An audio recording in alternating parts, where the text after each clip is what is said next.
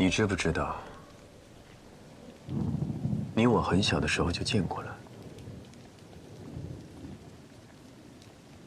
大概在19年前，严凤山还不是一个叛将，他冷酷、残暴，不像现在这样，还能装出一副良善的样子。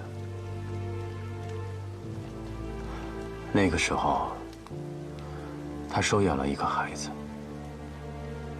那个孩子从北方边境带过来，无父无母。在那时候，我就见过你。那个时候，你的眼睛总是看着天边，不像现在这个样子。现在的我，怎么了？现在的你，眼睛只会盯着眼前。这样的人容易偏执。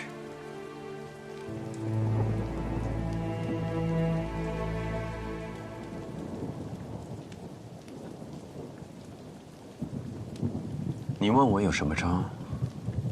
没了。掌握长安城的是你们。不过我有一个故事，想说给你听，是关于你的身世和严凤山的过去。哎，这饺子你吃几个？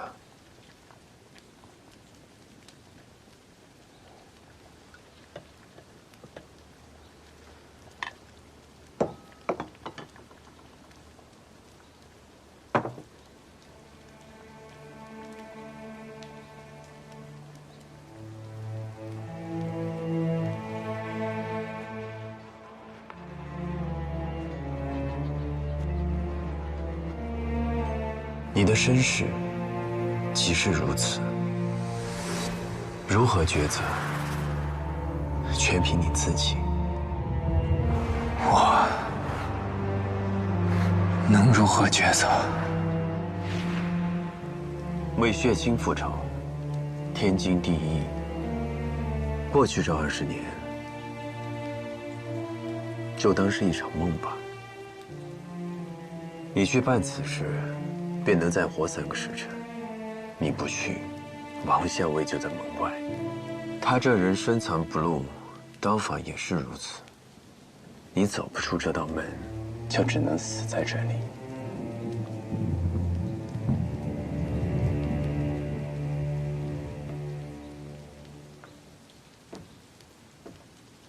薛怀安，你这样过一生，累不累啊？你该问我，这样过一生对不对？我想过我是对的。你们杀了太多不该杀的人，我不可能会让你们赢。你们想办的事，我也不可能会让你们办成。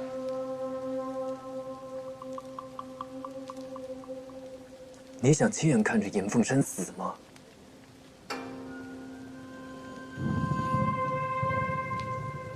最好不过了，有劳。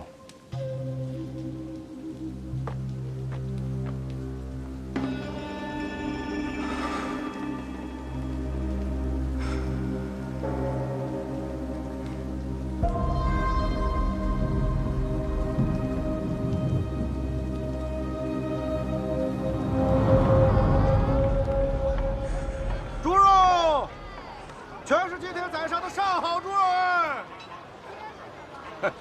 客官，哎，你要点什么？后腿肉1斤半，包饺子用2个人吃。好嘞，您稍等啊。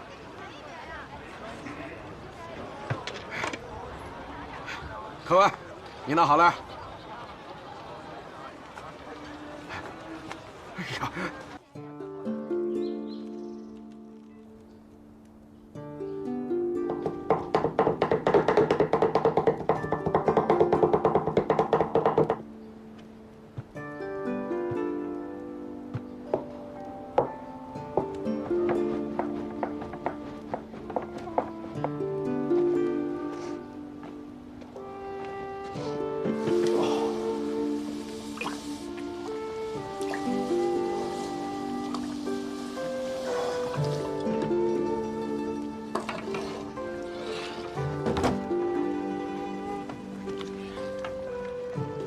将军回来了，许久未给将军下厨，今日练练手，免得生疏了。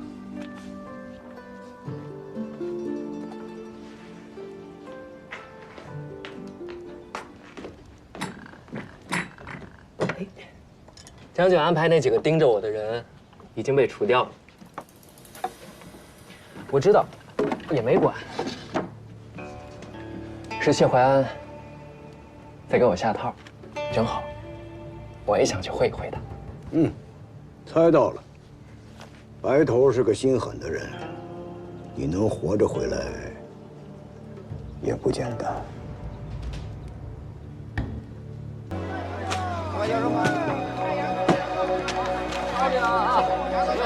新鲜的，全是新鲜的。烧饼啊！老板，这烧饼怎么卖啊？2文钱。要2个。好嘞。哎，烧饼。谢谢。来，客官拿好。给您。好，谢谢啊。好，给您。慢走啊。走吧。菜来了。来喽。这院子好久都没这么热闹了。来，谢谢。哎，不对，他上次在这院子受伤的时候，那满院子全是金乌味，乌呀。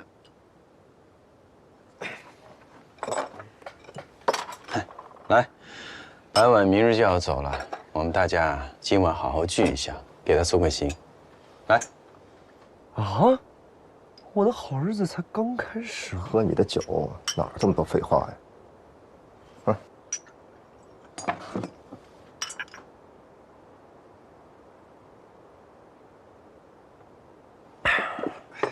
把事情都办好了，以后就是你的好日子了。吃菜。你能这么想，我就安心了。这么多年写信，你总说你孤身一人，如今身边也有朋友了。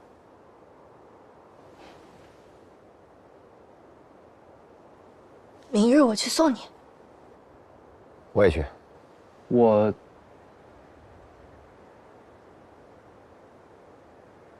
听你安排。有人送我，最好不过，但我有些不舍，有些遗憾。南尾沟又不远，又不是不能回来了。我的遗憾在于，这回来长安没找到家人。但我也渐渐明白，在这茫茫长安城中，有可能这一辈子都找不到。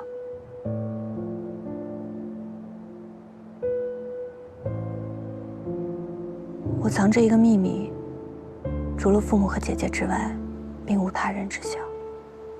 我不是父母的亲生女儿，是他们收养的。在我很小的时候，很冷的冬天，一个男子带着我在南尾荡。我早已记不清他的模样、年纪，也不知道他是我的父亲、叔叔，亦或是哥哥。只记得他跟我说要去讨一碗热汤，否则我们就都活不下去。那个时候天很冷，夜很深，我等了好久。哥哥，我真的好饿。妹妹，再坚持一会儿，我们马上就到了。哥哥，就给你找吃的，好不好？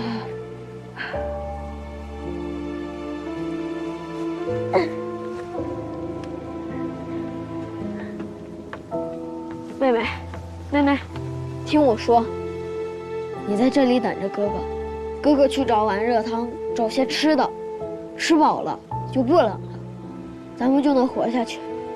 要是有人来，就藏进草堆里，千万别出声，也千万别乱跑。哥哥很快回来，记住了吗？裹好被子，等你进去。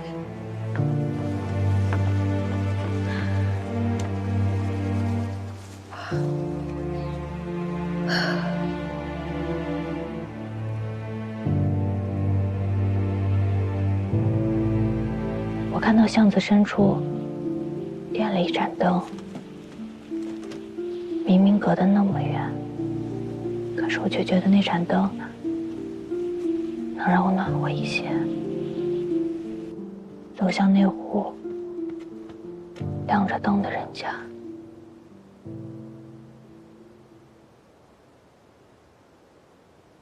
这就是我最初的记忆。自此之后，我成了那家人的小女儿。他们坦白我的来历，却依然视我为己出。姐姐温柔，待我也是极好的。可是我知道，我也记得，是我没有等她回来。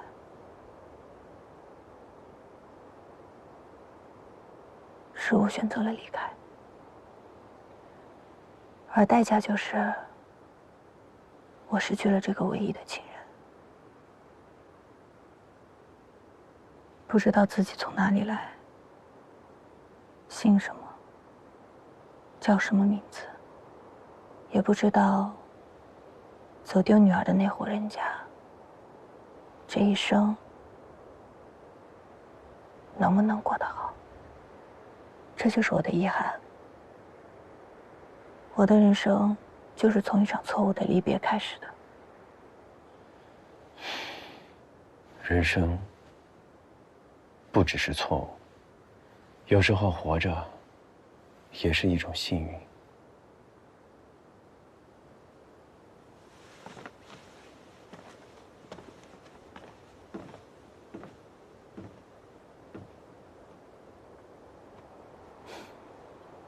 没事儿，都过去好多年了。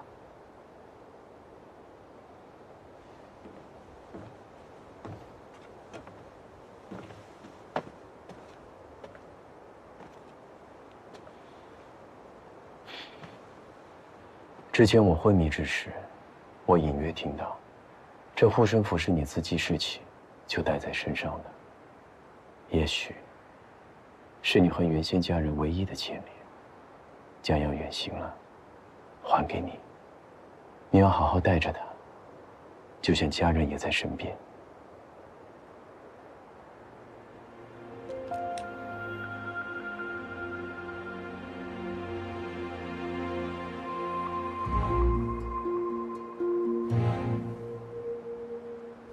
怎么了？都垂头丧气的。来，大家举起杯，明日傍晚要离开，祝他平平安安，顺顺利利。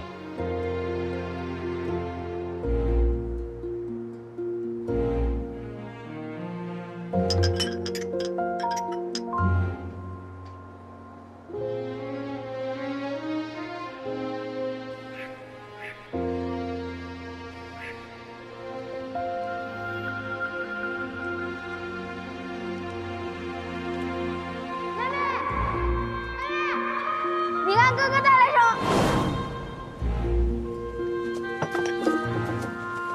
妹妹，妹妹，妹妹！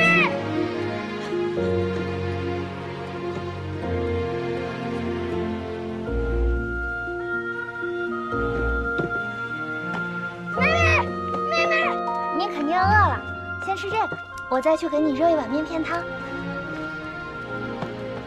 来，吃吧。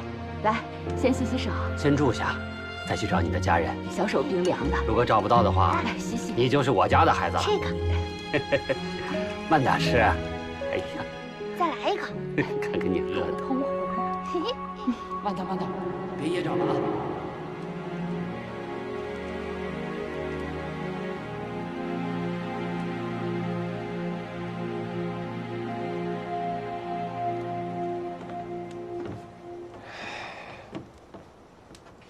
欢，我一个外人都看不下去了，你是真不打算认白婉这个妹妹啊？没想到她心里一直都留有遗憾。如果你能告诉她，你一直在她身边默默守护着她的安全，多好呀！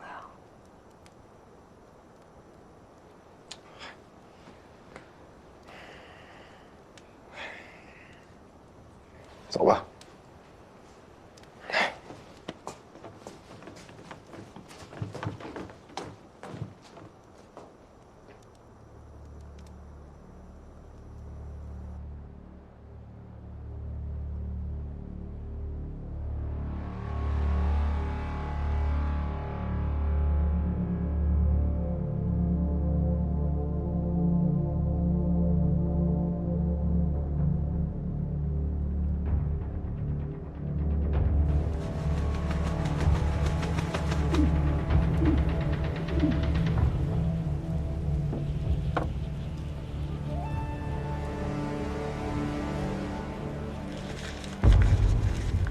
吾妹将归，余孽当诛。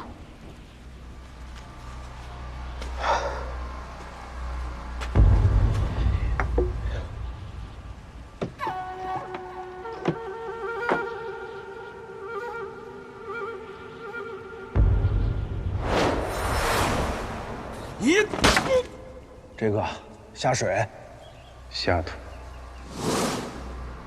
今日心情如何？我能吃熟的，还是生的？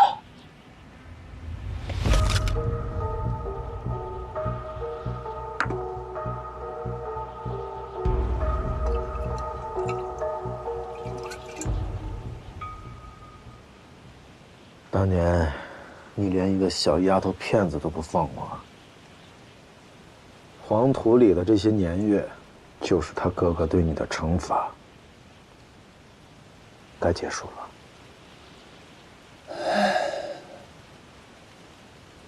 7年了，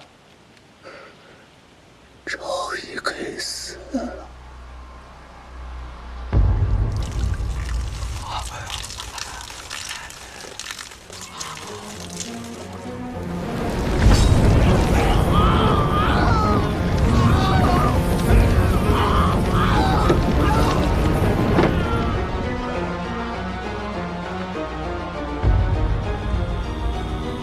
那些年承蒙你们刘家照顾，如今也算还清了。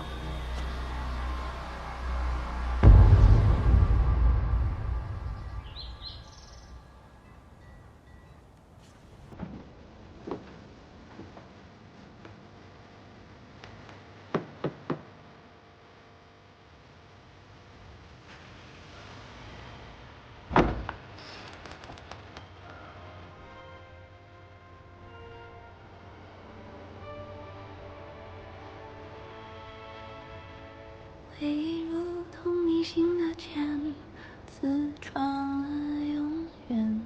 庆幸我故事已终点，流年何曾为谁周全，又为谁垂怜？从那千山归来，仍是满城黑夜。苦海无岸，风无眠，你远在从前。那你除了画画，平日里你又做一些其他的什么？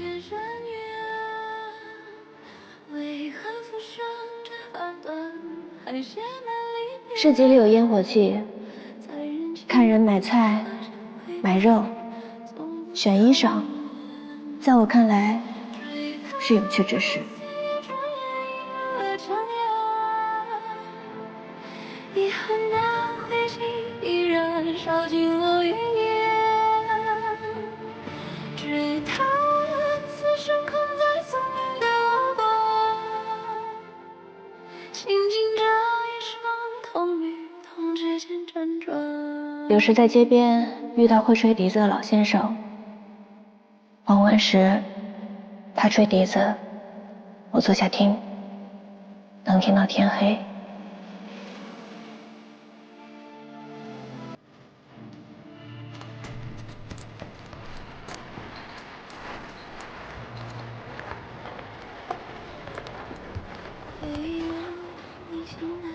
白婉，你到家之后记得写信。哎呀，这谢欢也真是的，性格怪就不说了，这种时候还不来送。欢安他不喜欢当面送礼，不过你放心，他会一直挂念着你。你们不用安慰我，我知道哥哥是什么样的人，他也害怕离别。好了，我走了，保重。为何此生只难得爱写满离别，在人心里相爱时挥别，从不赦免。谁道岁月转眼已入了长夜，遗憾的灰烬依然烧进了云烟。追他此生困在宿命的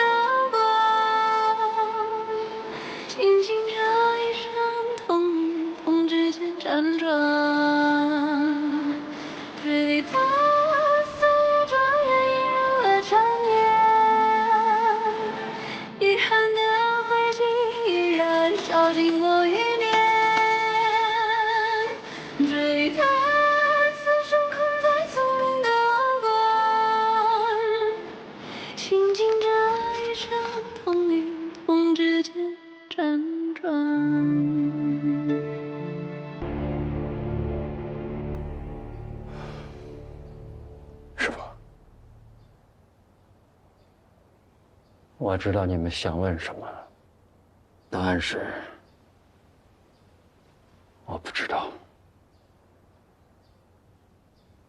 不知道是，只要他能醒过来，就不会死。这话说，如果他一直不醒来呢？问到点子上了。他伤得太重，失血太多，可能会一直不醒。我调的药他服下了，可以护住心脉。若是醒不来的话，就会老得很慢。我们都死了，老了，变成灰了，他可能才刚刚白头。那不就是长生不醒？差不多吧。他会醒的。他晕倒之前还拜托我一件事情，我知道他还有很多事情没有办完。他这样的人，心愿未了，就一定会醒过来。小青，你底下送信的人被盯上了，你也被盯上了，你跟我去查一查吧。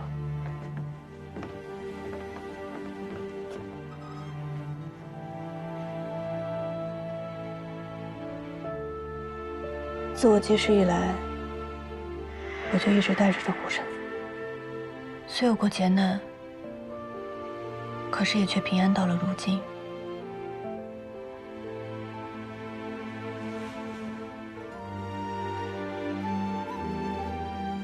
我把它交给你，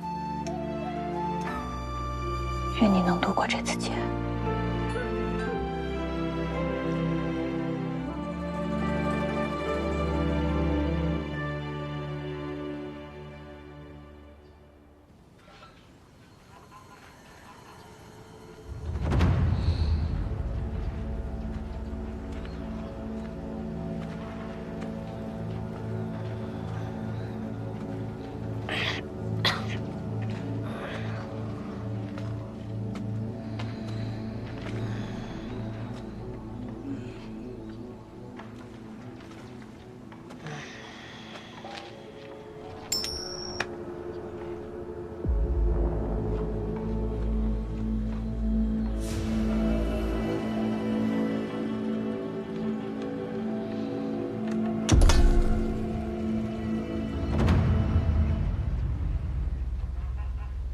什么意思？将军传信来，他说你犯错了。我想知道袁凤山认为我错在哪儿了。城破时，你的部下没能带走飞敌，此为其一。飞敌在你侄儿手中，还就不能死。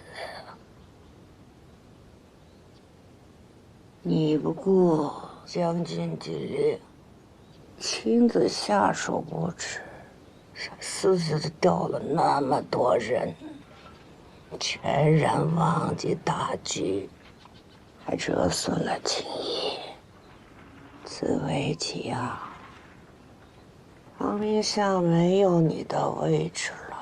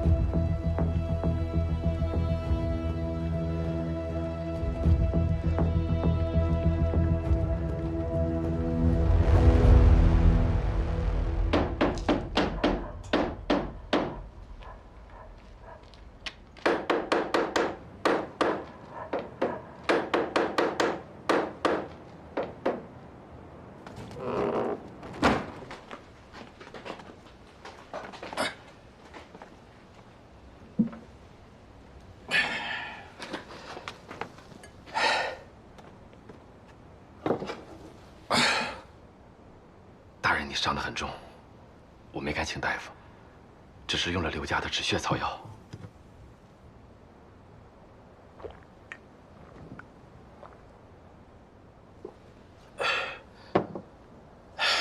命大，死不了。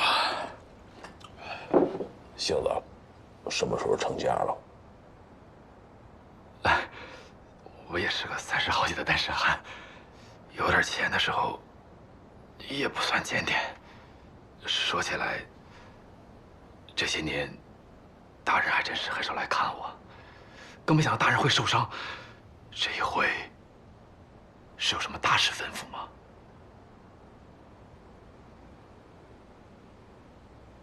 你的车呢？在，我把马车挂钩在集市的车马行里。能出城吗？能，手续齐全。带我出城。 大人，我给您包扎的时候，我看您身上带了钩索，还一定要我跟着去吗？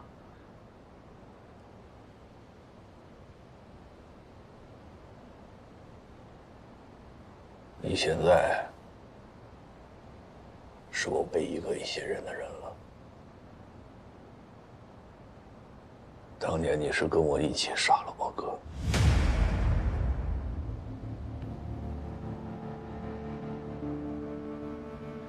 难道我对他动手，只是为了向大人您纳投名状，好让自己能活下来？穷苦人家的一生，不就为了求活2个字吗？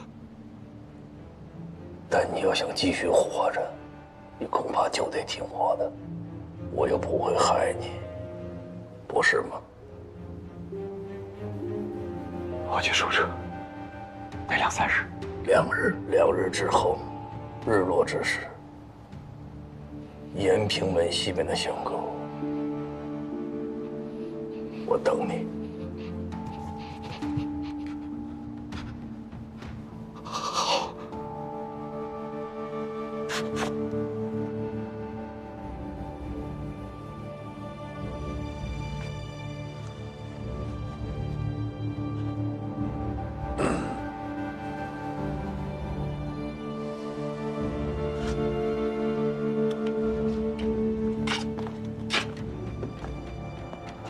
杏子，帮了我这回，咱们2不相欠。等我出了城，永不相见。谢大人。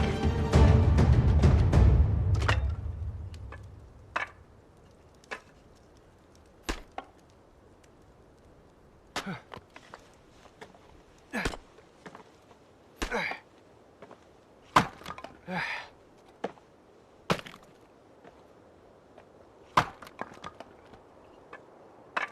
大晚上的劈柴，不嫌吵啊？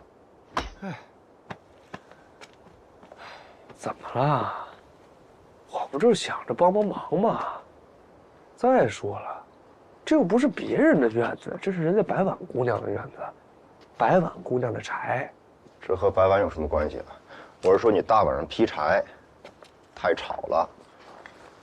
我的意思是说，谢环要拔刀的时候，人家白婉姑娘比你我都冷静。现在她需要人照顾，白婉姑娘比你我都细心，所以我想着劈劈柴帮帮忙。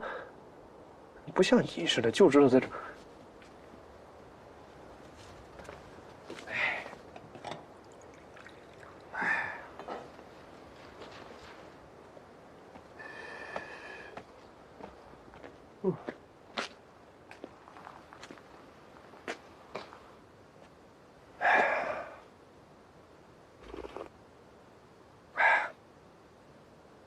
你说，这白婉和谢环是什么关系啊？总之和你没关系，啊。早点休息吧，明天还得接班。当然跟我没关系。哎呀，我现在是落难了，但想当年好歹也是个皇族，京都里各门贵胄间大大小小的事我也都知道，甚至有的都在场，譬如。谢环有个妹妹，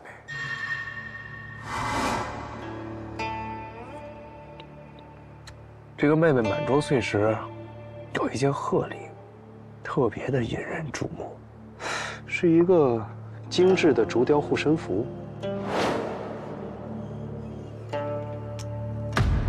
昨晚我正好看见，你小点声，你说什么呢？你说不了传珍珠挺好吗？公主，哎，洒了！我告诉你啊，把这件事情给我烂在肚子里。要是让我听到你在外面乱说，我打断你的腿。哎呀，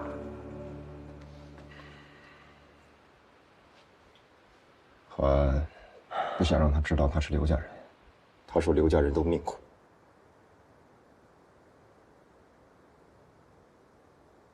是命苦，还命短。万一他这次没挺过去，要是走了，我还得跑。你放心，环若真有什么闪失，我第一个让你陪葬。跟我有什么关系啊？因为你嘴欠。哎呦，他不会有事儿的。国师都说了，他能活到83岁呢。国师？哪个国师？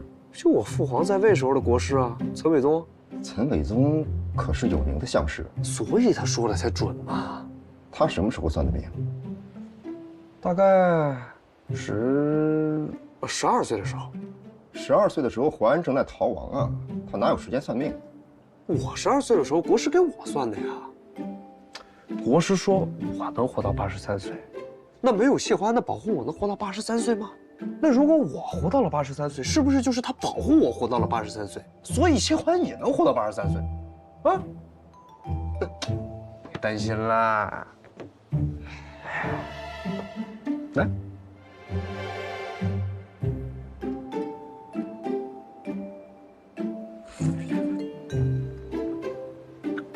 真苦。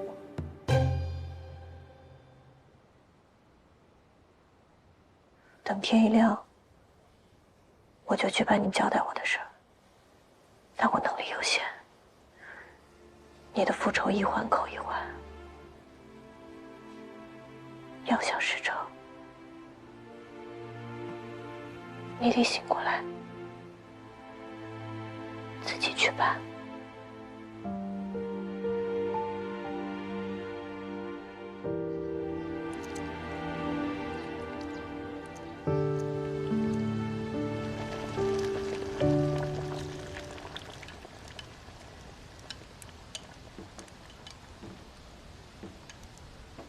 看什么看？